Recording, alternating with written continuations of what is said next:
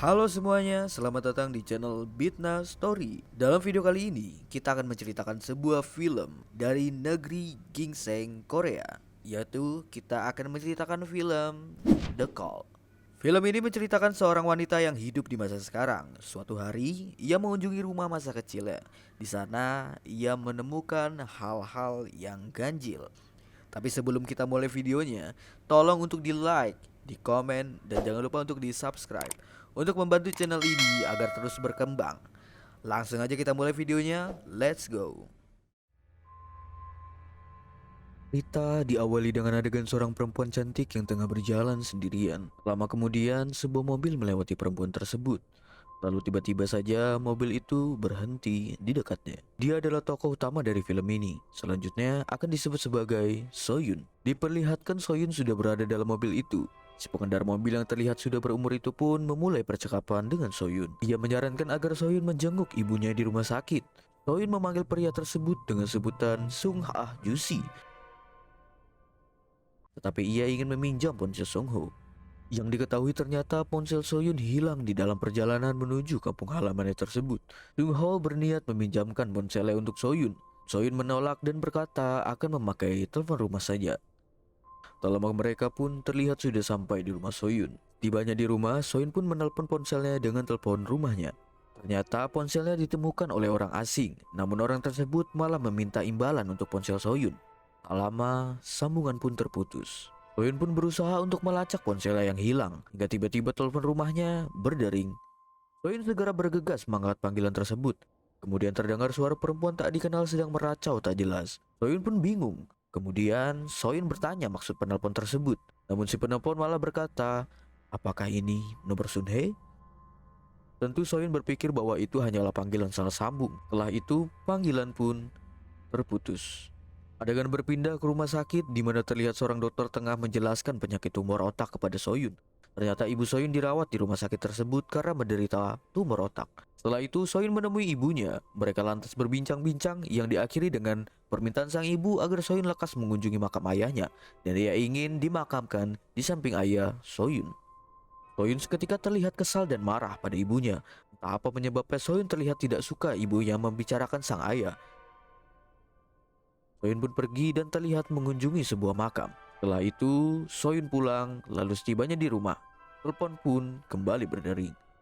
Soyun segera mengangkat panggilan tersebut, namun lagi-lagi terdengar suara perempuan meracau tak jelas dengan menyebut kembali nama Sunhee dan menyuruh datang ke lokasi yang berada di sekitar Yongcha, Bosung nomor 4. Soyun pun terlihat bingung. Tak lama kemudian, panggilan tersebut kembali terputus.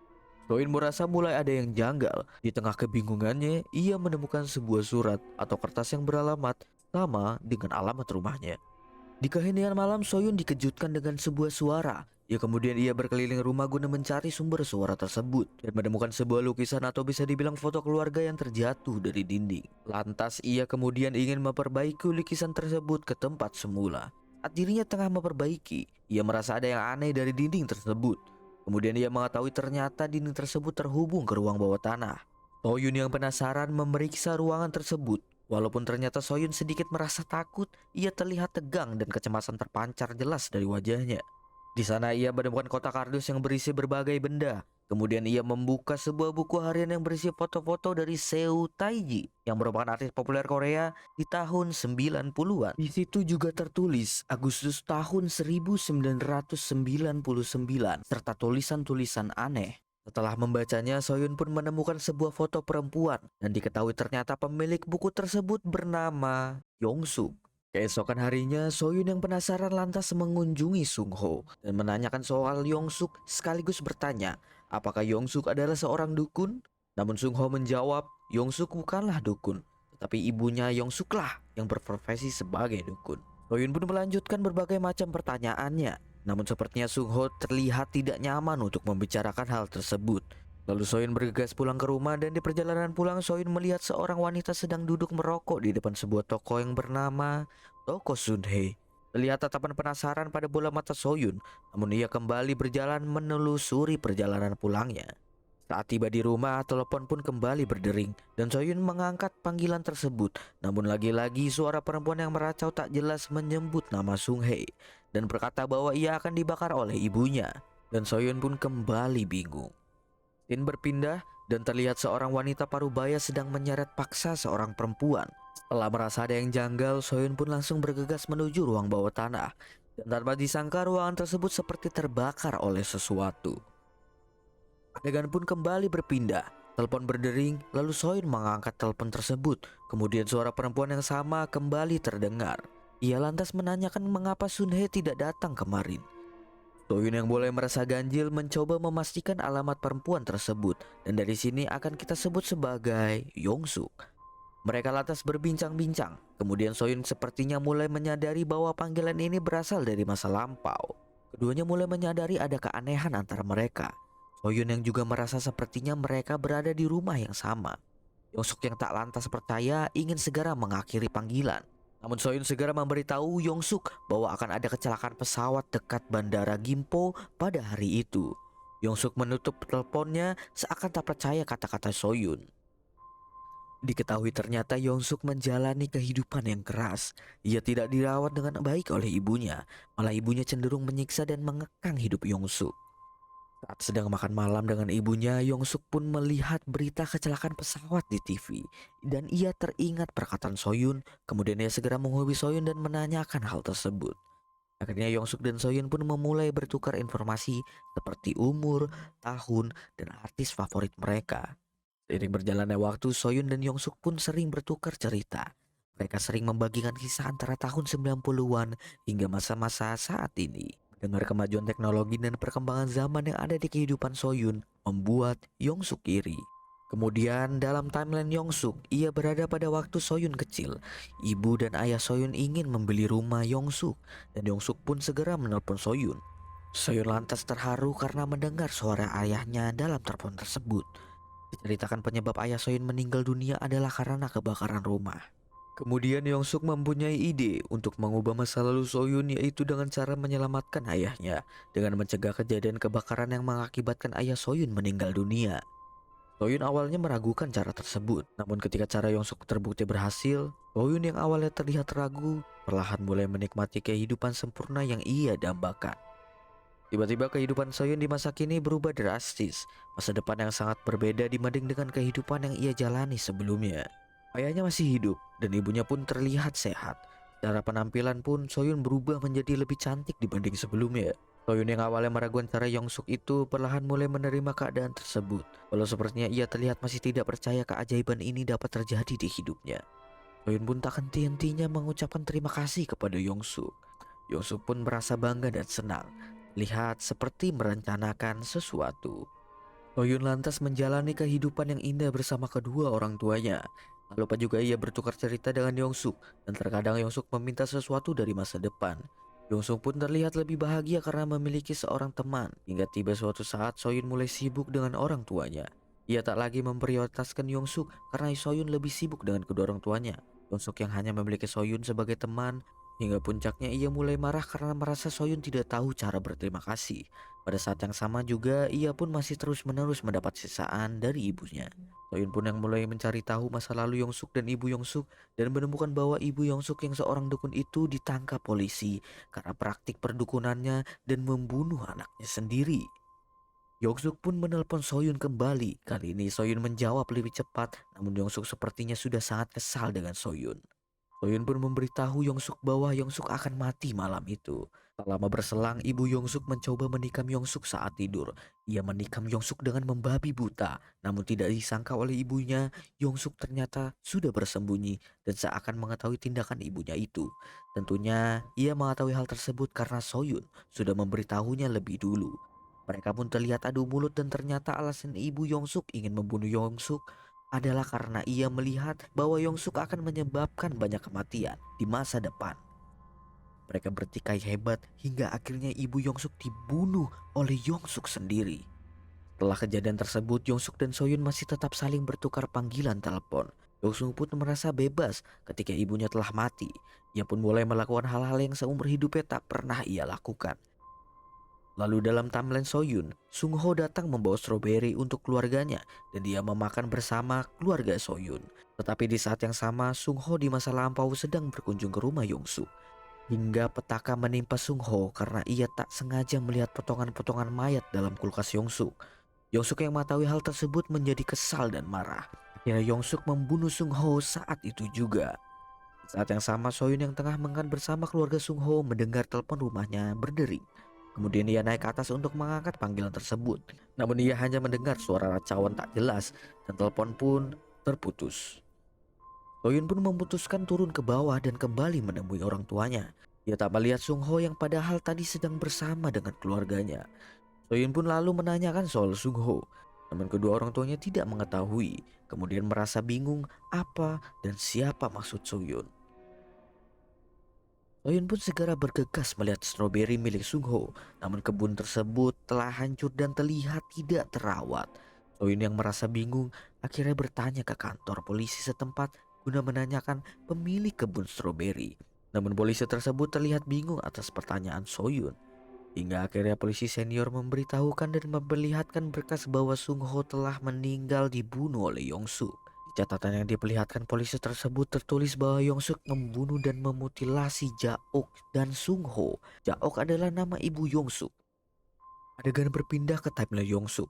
Polisi mendatangi rumah Yongsuk karena mendengar laporan warga terhadap Sung Ho yang mendadak hilang. Berbagai pertanyaan coba ditanyakan oleh kepolisian.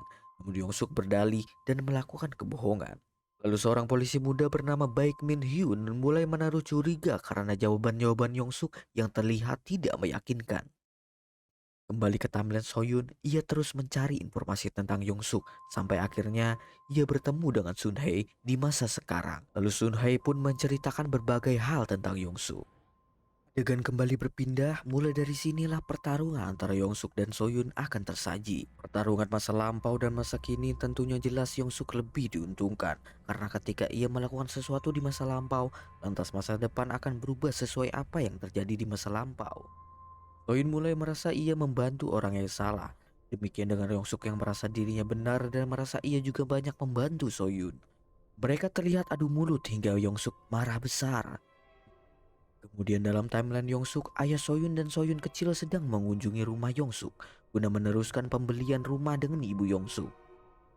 Yongsuk pun mempersilahkan mereka masuk. Berpindah lagi ke timeline Soyun masa kini, Soyun terlihat sedang diajari menyetir mobil oleh ayahnya. Namun di saat mereka berkendara, tiba-tiba masa depan berubah. Ayahnya perlahan menghilang dan Soyun mendapatkan luka di tubuhnya. Ternyata dalam timeline Yongsuk, Yongsuk telah membunuh ayah Soyun dan sekarang ia pun menyandra seorang Soyun kecil. Soyun yang mengetahui adanya kejanggalan tersebut segera bergegas menuju rumah. Namun ketika sampai di sana, ia mendapati rumahnya telah hancur dan rusak. Tapi telepon rumahnya masih berdering. Soyun pun segera mengangkat panggilan tersebut. Tak lama terdengar suara Yongsuk. Mereka pun mulai berbicara satu sama lain perihal kejadian yang terjadi di antara mereka. Soyun yang merasa kesal dengan Yongsuk pun memulai bertekad membunuh dan menghancurkan Yongsuk. Namun Yongsuk pun tak tinggal diam. Ia terus memprovokasi Soyun dan Yongsuk pun memberi waktu Soyun 1 jam untuk mengetahui cara bagaimana polisi bisa menangkap dirinya.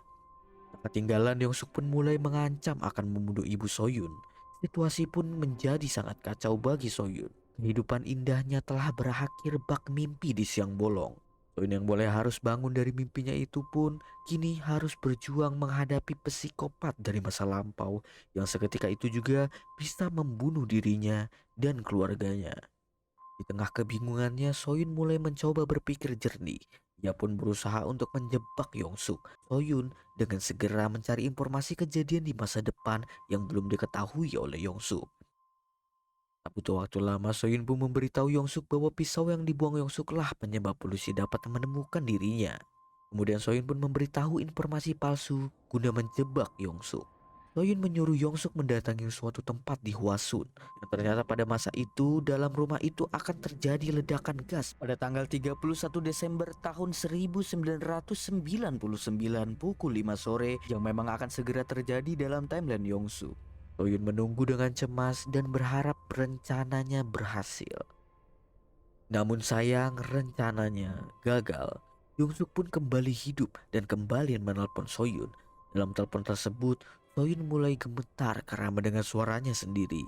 Benar, suara Soyun kecil. Suara tersebut terdengar sangat menderita. Soyun kecil benar-benar tidak berdaya. Yongsuk yang kesal karena ditipu berencana menyiram Soyun kecil dengan air mendidih. Dan Soyun dewasa yang sudah pasrah memohon pengampunan Yongsuk. Jelas ia tak kuat berhadapan dengan psikopat gila tersebut. Namun Yongsuk tak peduli dengan kata-kata Soyun. Ia pun tanpa ragu menyiram Soyun kecil dan menimbulkan dampak luka tersiram air mendidih. Di tengah keterpurukan Soyun, Yongsuk terus memprovokasi Soyun. Ia kemudian mengatakan bahwa ayah Soyun tak mati karena ibu Soyun, melainkan karena ulah Soyun sendiri. Karena sebenarnya ibu Soyun telah mematikan kompor yang menjadi penyebab kebakaran. Namun Soyun kecil lah yang kembali menyalakan kompor gas tersebut dan ia terlihat berbohong kepada orang-orang. Kembali ke timeline Soyun dewasa, dalam situasi putus asa, ia membobol kantor polisi, lalu mengambil buku catatan kriminal yang ada di dalam kantor polisi tersebut.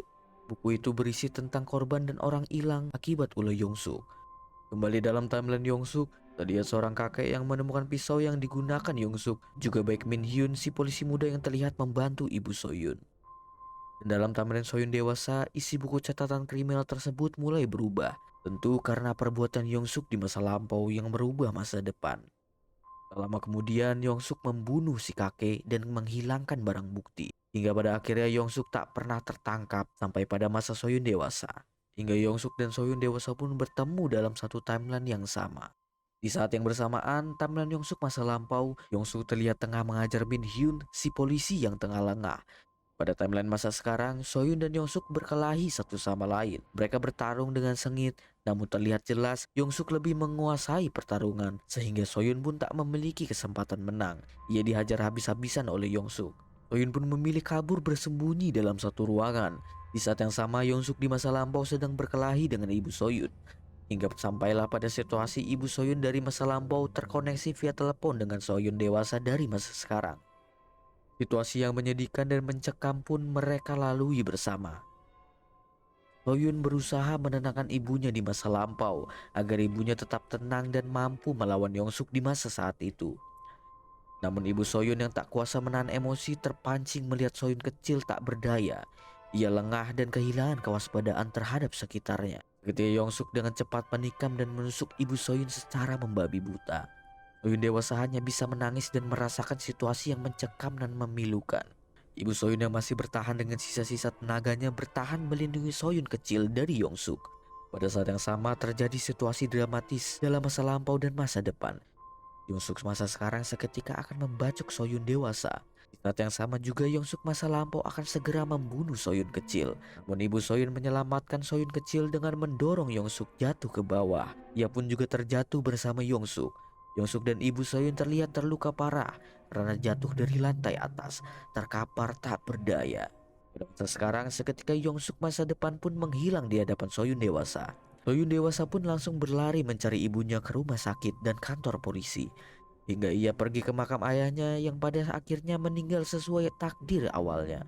Soyun menangis sejadi-jadinya, namun di tengah tangisannya Soyun mendengar suara ibunya yang memanggil. Ia melihat ibunya sehat walafiat tanpa kekurangan apapun. Ibu Soyun bertanya, mengapa Soyun menangis, dan segera menenangkannya. Ketika Soyun pun merasa lega, ia tersenyum lebar, senyumnya penuh kebahagiaan. Mereka berdua pun akhirnya pulang menuju rumah, dan film pun berakhir.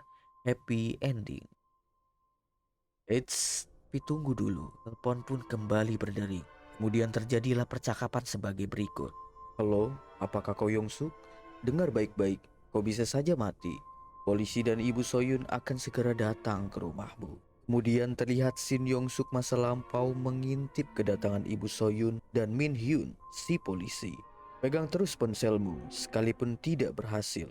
Hanya itulah cara kita mengubah keadaan. Yongsuk masa lampau yang sudah seperti sekarat telah terjatuh dari lantai atas pun masih bergerak. Kembali ke masa sekarang, lanjutkan perjalanan pulang Soyun dan ibunya dari makam ayahnya. Dan perlahan ibu Soyun pun menghilang tanpa jejak. Kemudian adegan pun berpindah, terlihat Soyun dewasa sedang terikat dalam sebuah kursi dan mengalami situasi yang mengerikan. Dan film pun tamat.